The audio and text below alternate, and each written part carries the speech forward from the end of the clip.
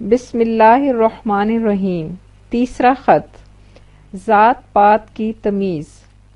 سلیم، تم نے اس موضوع کو چھیڑ کر ایک تیر میرے سینے میں مارا کہ ہائے ہائے، تمہارے سامنے تو ایک چودھری فتح خان کی لڑکی ہی کی داستانیں علم انگیز ہے، اور میرے سامنے بیسیوں ایسے شریف گھرانے ہیں جن کی لڑکیاں 25-25 30-30 برس کی ہونے کو آئی ہیں، اور ان کی شادی کا کہیں ذکر نہیں، اس لیے کہ اپنی ذات برادری کا لڑکا نہیں ملتا۔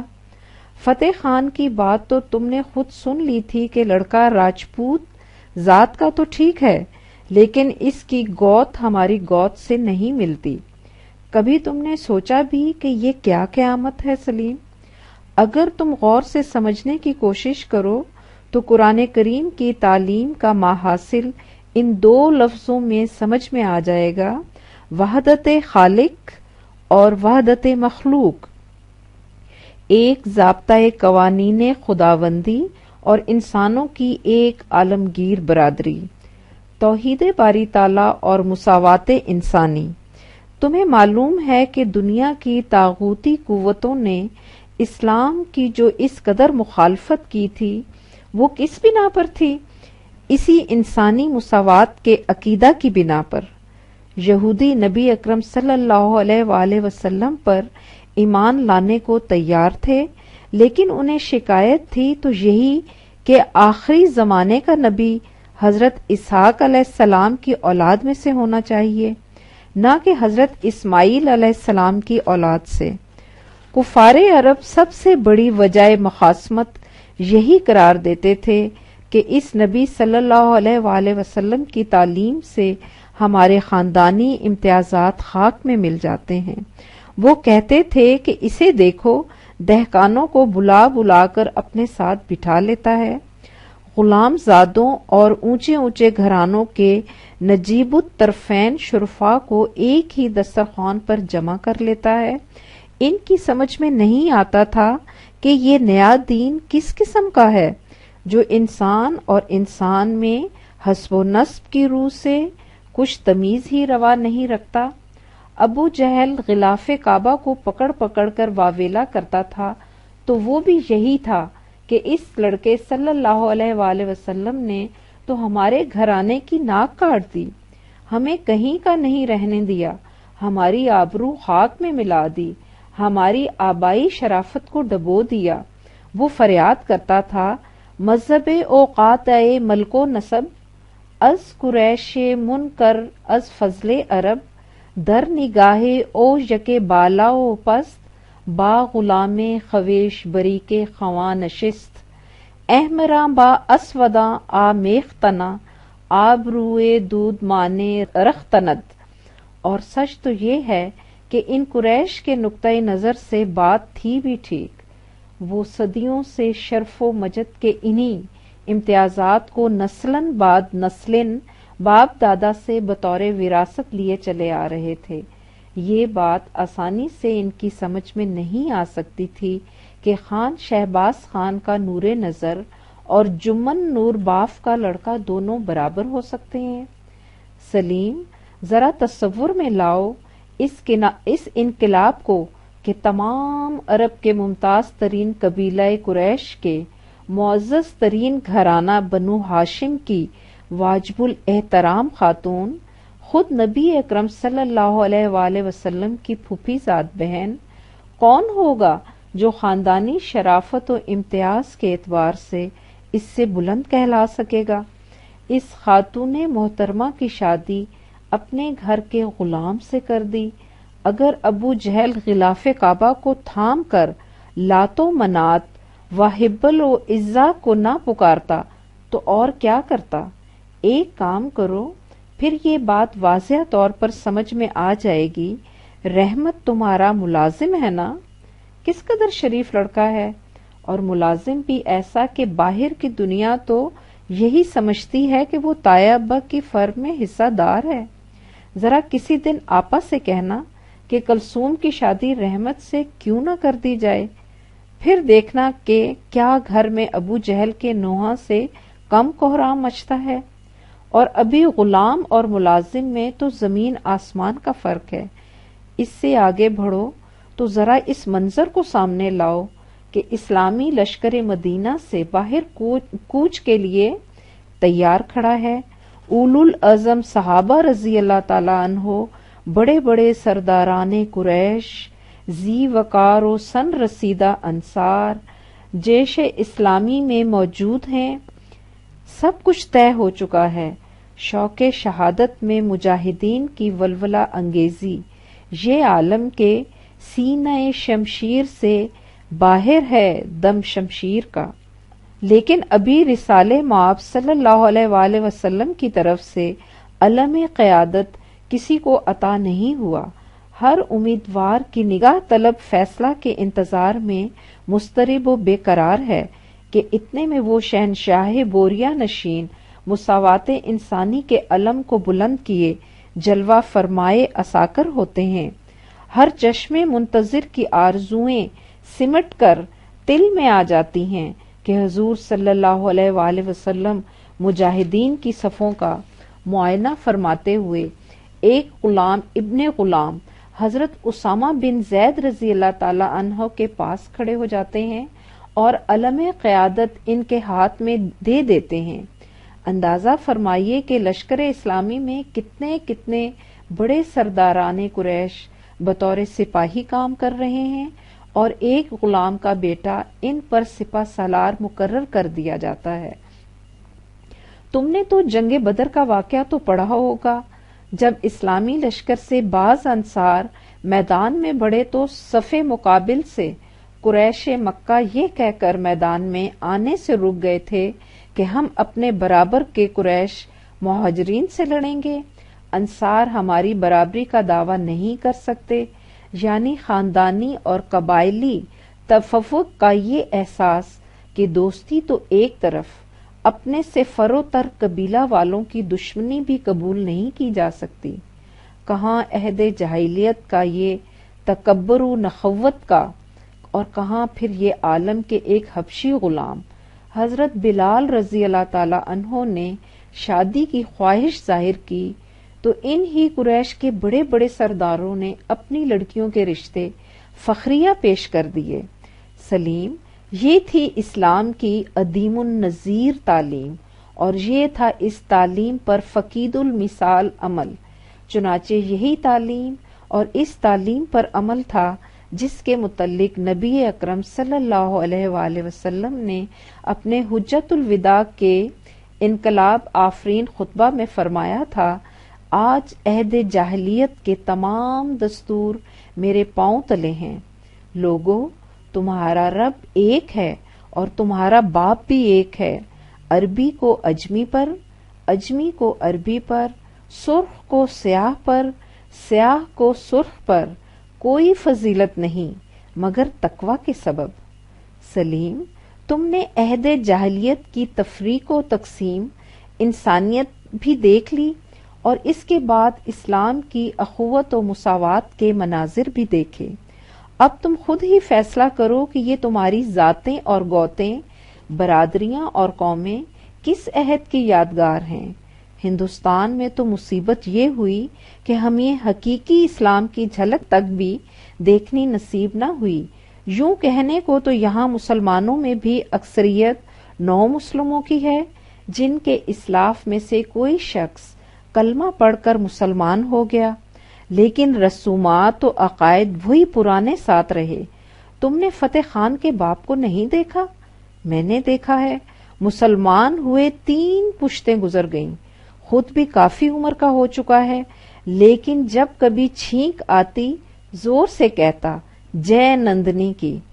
کئی مرتبہ اس سے کہا کہ بابا الحمدللہ کہا کرو، وہ یہ سن کر مسکراتا اور کہتا تھا کہ بیٹا جے نندی نکلتے نکلے گی، الحمد آتے آئے گی۔ یہی جے نندی ہے جو آج مسلمانوں کے عقائد و اعمال و رسومات اور نظریات حیات غرضیہ کی زندگی کے ہر شعبہ کے رگ و پے میں سرایت شدہ وراثتاً چلی آ رہی ہے، اور ہم محسوس تک نہیں کر سکتے کہ ہم کس طرح مسلمان کہلاتے ہوئے عملی شرک میں گرفتار ہیں۔ میں نے اسی فتح خان سے ایک دن ڈرتے ڈرتے کہا کہ چودھری ذرا سوچو تو صحیح، تم نے لڑکی پر کیا ظلم ڈھا رکھا ہے؟ تم اپنی ناک کی فکر میں ہو جسے بچانے کے لیے غیر گود کے لڑکے سے ناطہ نہیں کیا جا سکتا، لیکن جوان بیٹی کا تمہیں کوئی خیال نہیں کہ وہ بیچاری کس طرح غم پنہا کے تپدق سے اندر ہی اندر گھلے جا رہی ہے۔ تمہیں معلوم ہے کہ اس نے کیا جواب دیا؟ کہنے لگا اللہ کا دیا گھر میں سب کچھ موجود ہے، میں لڑکی کے روٹی کپڑے سے نہیں مرتا، یہ خطرہ ہو سکتا ہے کہ میرے بعد اس کے بھائی اس سے اچھا سلوک نہ کریں، سو اس کے لیے میں بندوبست کر جاؤں گا، 4 بھیگے زمین اس کے نام کر دوں گا، اسے اور کیا چاہیے؟ سلیم، میں اسے کیا سمجھاتا؟ دائیات فطرت کو بھی چھوڑ دو کہ یہ تذکرہ بڑا نازک ہوتا ہے، لیکن اس کی سمجھ میں تو یہ بات بھی نہ آتی تھی کہ عورت کے لیے اپنے گھر کی سوکھی روٹی ماں باپ کے گھر کے خوان نعمت سے زیادہ خوش آئند ہوتی ہے، کیونکہ اپنے گھر میں وہ اپنے آپ کو گھر کی مالکہ سمجھتی ہے اور ماں باپ کے گھر میں اپنے آپ کو دوسروں کے رحم و کرم کی محتاج، آستاں افتادہ اور ذلیل شمار کرتی ہے۔ وہ ہر وقت محسوس کرتی ہے کہ میں ان پر بوجھ ہوں، وہ کسی چیز پر اپنا حق تصور نہیں کرتی۔ قدم قدم پر اس کے لیے شکست پندار کا سامنا ہوتا ہے، سانس سانس پر اس کی خود ہی اور خودداری کا آئینہ چور ہوتا ہے، اس کا سینہ مردہ آرزوؤں کا مدفن، اس کا قلب خون گشتہ تمناؤں کا مزار، اور وہ خود ایک چلتا پھرتا جنازہ ہوتی ہے۔ وہ انسان نہیں، انسان کی پرچھائیاں ہوتی ہے کہ جس کی ہر حرکت پکار پکار کر کہہ رہی ہوتی ہے کہ خاموشی میں نہاں خون گشتہ لاکھوں آرزوئیں ہیں، چراغ مردہ ہوں میں بے زباں گورے غریباں کا۔ یہ عفت و عصمت کے نازک آپ گینے، ان مظلوموں میں سے اکثر کی تو یہ حالت ہوتی ہے کہ وہ اپنے احساسات کی آتش خاموش میں اس طرح اندر ہی اندر جل کر مر جاتی ہیں کہ مغز استخواں تک راکھ کا ڈھیر ہو جائے لیکن لب تک دھواں نہ آئے۔ لیکن ان میں سے جب کسی کے قدم پھسلتے ہیں تو وہ پھر اکیلی ہی بے آبروئی کے جہنم میں نہیں گرتی، خاندان بھر کی عزت و ناموس کو ساتھ لے کر تباہ ہوتی ہے، اور یوں اونچے گھرانے کے چودھریوں کی ناک بیچ چوراہے کے کٹتی ہے۔ سلیم، اگر تم جوان لڑکیوں کے اسباب موت کی تشخیص یا ایسی شریف زادیوں کے حادثات لغزش تحقیق کرو گے تو ان کی تہہ میں بیشتران ہی نجیب الطرفین ذاتوں اور گوتوں کے اجارہ داروں کی بو لہبی ناک کار فرما نظر آئے گی۔ پھر یہ عزت و ذلت کی تفریق ذاتوں پر ہی نہیں پیشوں تک بھی آ چکی ہے، اور حقیقت یہ ہے کہ اکثر ذاتیں مبنی ہی پیشوں پر ہیں۔ کسب و ہنر، اپنے ہاتھ سے کام کرنا کبھی ممتاز ترین جوہر انسانیت تھا۔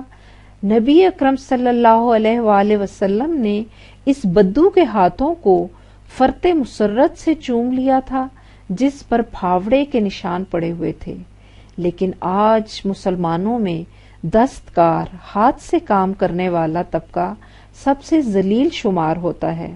درزی، دھوبی، لوہار، جار، سکا، جولاہا، کمین گنے جاتے ہیں۔ یہ کیوں؟ اس لیے کہ دیدوں کی روح سے یہ پیشہ ور برہما کے پاؤں سے پیدا ہوئے ہیں اور منو سمرتی کے مطابق انہیں شودر سمجھا جاتا ہے۔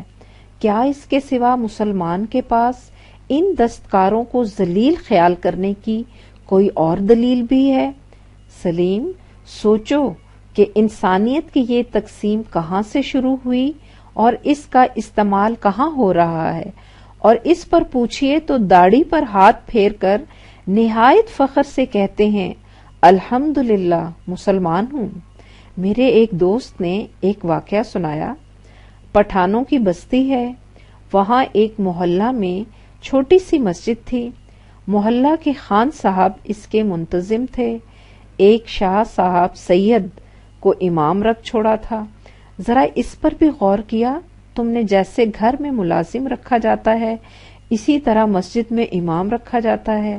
لیکن یہ دل خراش داستان کبھی پھر سہی. ایک دن شاہ صاحب کہیں گئے ہوئے تھے. نماز کا وقت آ گیا. خان صاحب ابھی پہنچے نہیں تھے. محلہ کے 2-4 نمازی جمع تھے. ان میں سے ایک سبزی فروش حافظ قرآن تھا. لوگوں نے اسے آگے کھڑا کر دیا. مقتدیوں میں خان صاحب کا چھوٹا لڑکا بھی شامل تھا. اتنے میں خان صاحب بھی آ گئے. جلدی جلدی وضو کیا. نمازی رکوع میں جا چکے تھے. لپک کر بڑھے. دیکھا محراب میں شاجی نہیں، امام بخش سبزی والا ہے. دیکھ کر آنکھیں غضب آلودہ ہو گئیں. سارا جسم غصے سے کانپنے لگ گیا. آگے بڑھ کر امام صاحب کے ایک لات رسید کی اور 5-7 گالیاں سنا کر کہا، ابے او کنجڑے، تجھے یہ جرت کیسے ہو گئی کہ پٹھانوں کے بیٹے پیچھے کھڑے ہوں اور تو آگے محراب میں چلا جائے.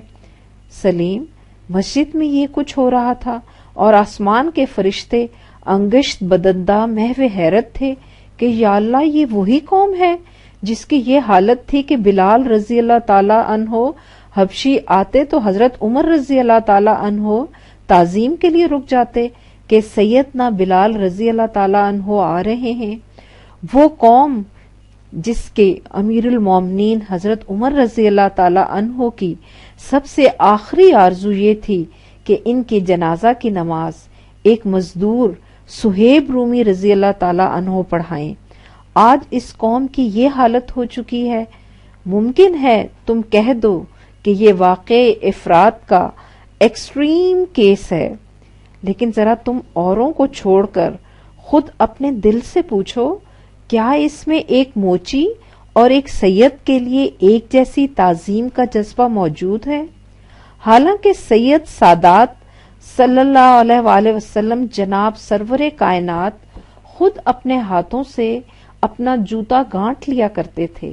سیدوں کی تو یہ حالت ہے کہ مسلمانوں نے انہیں بالکل برہمن اور برہمن بھی سب سے اونچی گود کے گوڑ برہمن بنا رکھا ہے.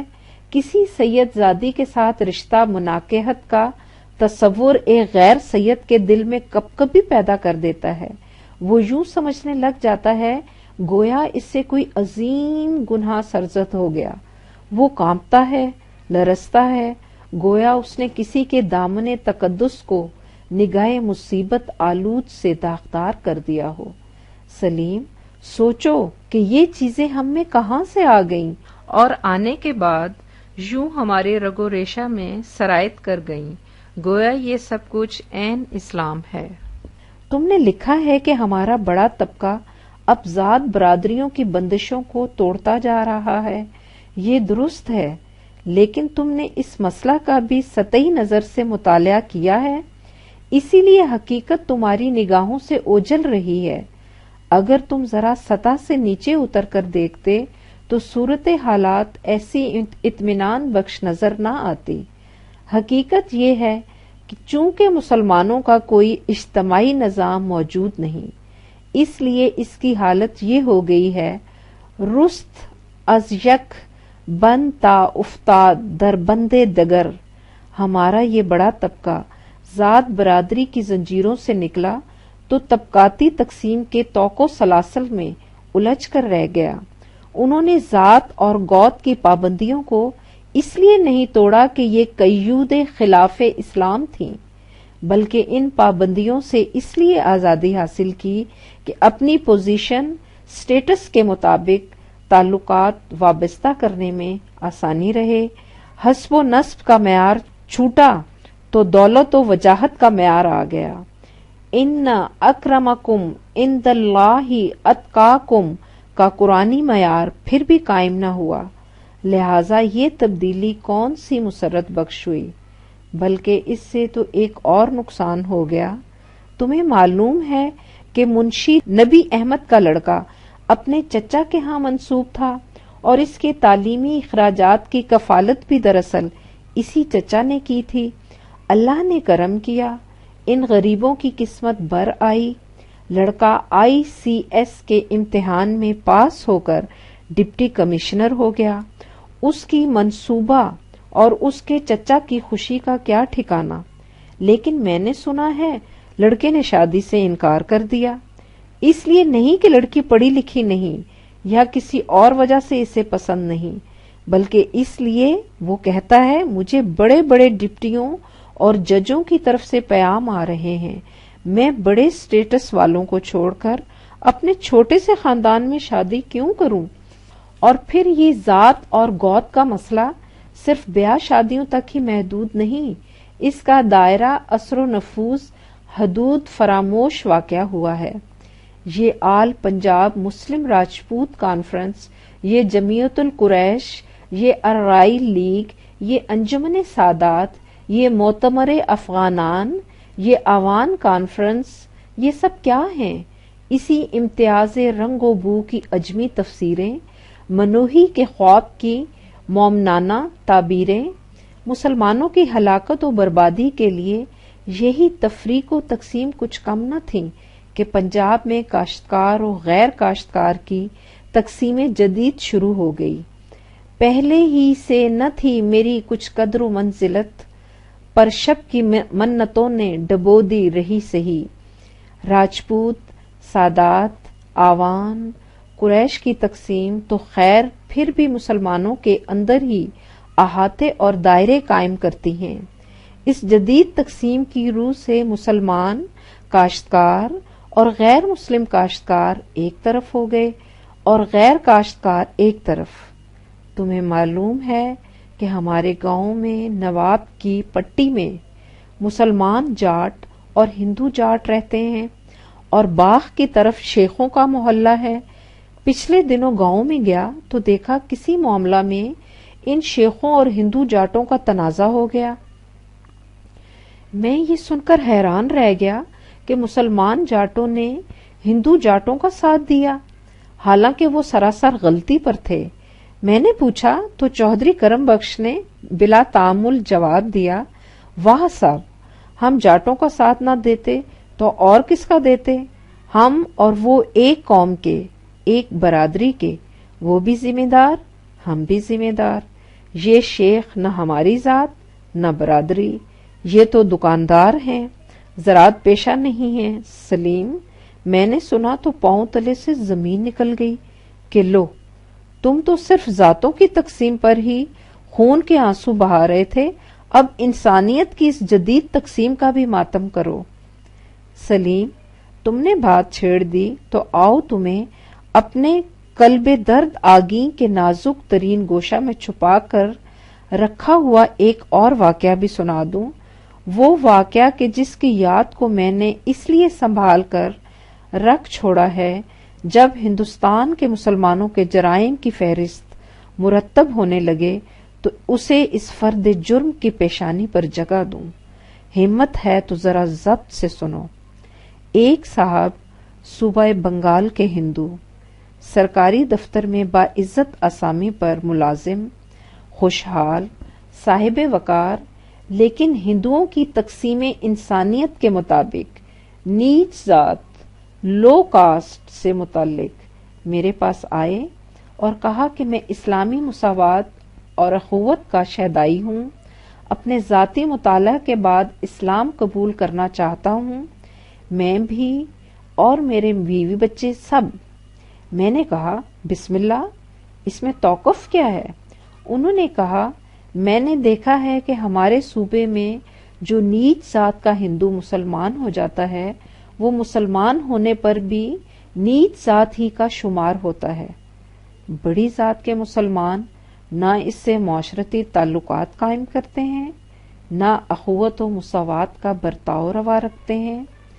میری سب سے بڑی دشواری یہ ہے کہ بڑی لڑکی شادی کے قابل ہے، اب تو یہ ہے کہ نیچ ذات ہی سے ہی اپنا خاندان، اپنی برادری تو ہے، جب مسلمان ہو جاؤں گا تو ان سے قطع علائق ہو جاؤں گا۔ اگر اس وقت مسلمانوں نے بھی میرے ساتھ اچھوتوں کا سا سلوک کیا تو ڈرتا ہوں کہ اس لڑکی کے لیے موزوں بر کہیں سے نہ مل سکے گا۔ سلیم، یقین مانو میں یہ باتیں سن رہا تھا اور یوں سمجھ رہا تھا گویا کسی خواب کی دنیا میں ہوں۔ اس لیے کہ یہ بات میرے حیطۂ گمان میں بھی نہ آ سکتی تھی کہ مسلمان ایک نو مسلم کے ساتھ اچھوتوں کا سا سلوک کرتے ہیں۔ میں نے اسے حوصلہ دلایا اور سادگی ملاحظہ ہو ذمہ لے لیا کہ اس کی بابت میں انتظام کرتا ہوں، اور تم حیران ہوگے کہ کامل 1 برس کی تگودو کے بعد یہ تلخ حقیقت سامنے آ گئی کہ جو کچھ وہ صاحب کہتے تھے حرف بحرف صحیح تھا۔ اونچا طبقہ تو ایک طرف، متوسط طبقے درجے کے مسلمان بھی نہ اس سے معاشرتی تعلقات میں مساوات برتنے پر تیار تھے، نہ کوئی اس کے ساتھ قرابت داری کے تعلقات وابستہ کرنے پر آمادہ۔ سلیم برس دن کی جد و جہد اور ناکام تگودو کے بعد اب میں ہوں، اور افسردگی کی آرزو غالب کے دل دیکھ کر طرز تپاک اہل دنیا جل گیا۔ میں پوچھتا ہوں کہ اور جرائم کو چھوڑو، کیا مسلمانان ہند کی فرد جرم میں یہی ایک جرم اتنا بڑا نہیں کہ اس کی پاداش میں اللہ کا ذلت آمیز عذاب ان پر مسلط ہو جائے اور نکبتیں و ادبار کی گھٹائیں ان پر مڈلانے لگیں؟ اور سچ پوچھو تو جو کچھ ان کے ساتھ ہو رہا ہے وہ اللہ کا عذاب نہیں تو اور کیا ہے؟ یہ الگ بات ہے کہ یہ اپنے آپ کو فریب میں مبتلا رکھ کر اس عذاب کو عذاب ہی نہ سمجھیں۔ سلیم سلسلہ سخن دراز ہو گیا۔ جب بات ہی ایسی چھیڑ دو تو میں کیا کروں؟ مجھے تم جانتے ہو، جرس ہوں میں فغاں، خوابیدہ ہے میرے رگو پے میں، یہ خاموشی میری وقت رحیلے کارواں تک ہے۔ جب تم میرے بربط ہستی کے کسی ایک تار کو چھیڑ دیتے ہو تو اس میں خفتہ نغمات ایک ایک کر کے سکوت آ گئی فضا میں تموچ پیدا کر دیتے ہیں۔ تم نے فتح خان کی چھوٹی لڑکی کی داستان علم انگیز چھیڑی کیونکہ تمہارے نزدیک اس کی مصیبت سب سے بڑی اندوہناک ہے، اور اس میں شبہ بھی کیا ہے، لیکن اس کی بڑی لڑکی کی مصیبت تمہاری نگاہوں سے اوجھل ہو گئی، جو اپنی اجڑی ہوئی کائنات کو ساتھ لیے 10 سال سے باپ کے گھر میں قبرستان کے محافظ کی طرح بیٹھی ہے۔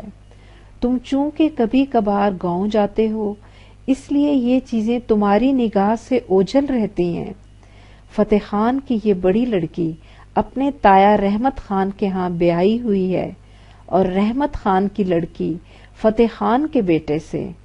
دونوں لڑکیاں اپنے اپنے گھروں میں ہنسی خوشی بستی رستی تھیں، 2 3 بچے، زندگی کی کشتی حسین بت کی طرح سکوت آفرین ندی میں تیرتی چلی جا رہی تھی کہ ایک دفعہ دونوں بھائیوں میں کسی معاملے پر تکرار ہو گئی۔ رحمت خان نے اپنے لڑکے سے کہا، اگر میرا بیٹا ہے تو اسی وقت اپنی بیوی کو میکے بھیج دے۔ اس نے ایک تو کہیں سے یہ سن رکھا تھا کہ ماں باپ کی اطاعت فرض ہے، اس پر شاید جائیداد سے آگ ہونے کا بھی ڈر تھا۔ اپنے ہاتھوں اپنی جیتی جاگتی دنیا گھر سے رخصت کر دی۔ بیٹی گھر میں آ گئی تو فتح خان نے بھی اپنے بیٹے سے وہی کہا۔ نتیجہ یہ کہ دوسرے ہی دن رحمت خان کی بیٹی ماں بچوں کے اس کے گھر میں بیٹھی تھی۔ اس واقعہ کو 10 برس ہونے کو آئے ہیں۔ دونوں لڑکیاں اجڑی بیٹھی ہیں اور کسی کو خیال تک بھی نہیں آتا کہ یہ کیا قیامت ہے۔ نہ انہیں گھروں میں بساتے ہیں نہ ہی طلاق دیتے ہیں۔ اب کہو کہ میں تمہیں کس کس کی دکھ بھری کہانی سناؤں۔ مشکل یہ ہے میں نے یہاں طلاق کا لفظ لکھ دیا ہے، اب تمہارا اس کے متعلق استفسار آ جائے گا کہ طلاق کیا ہے، کن حالات میں دی جاتی ہے، کیسے دی جاتی ہے، اس کی حدود و شرائط کیا ہیں۔ بہرحال تم پوچھو گے تو یہ بھی بتانا ہوگا۔ والسلام، پرویز، جولائی 1940۔